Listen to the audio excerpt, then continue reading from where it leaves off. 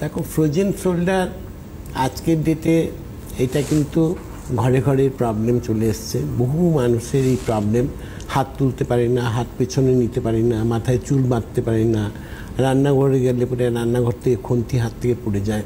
এইসব একটা problems, common প্রবলেমসের আছে, এবং যারা ভুগছেন তারা কিন্তু বছর বছর ধরে ভুগে যাচ্ছেন।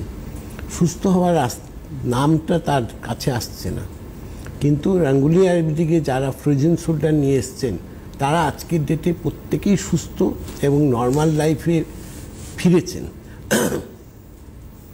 বহু বছর কষ্ট পাওয়ার পরে নিশ্চয়ই তাদের একটা লাইফে একটা পরিবর্তন দেখতে পেয়েছে, যা না আমি তখন হাতটা পেছনেও নিতে পারছি, মাথায় নিতে পারছি, কাপড় চোপড় পরতে কোনো অসুবিধা আর হচ্ছে না।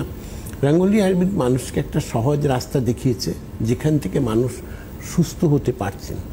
কি প্রবলেমস ছিল? প্রবলেমস কিছুই না, প্রবলেমস যে জেলগুলো ড্রাই হয়ে গেছে, যার জন্য হাতটা মুভমেন্ট করতে অসুবিধা হচ্ছে, গ্রিজিংয়ের অভাব।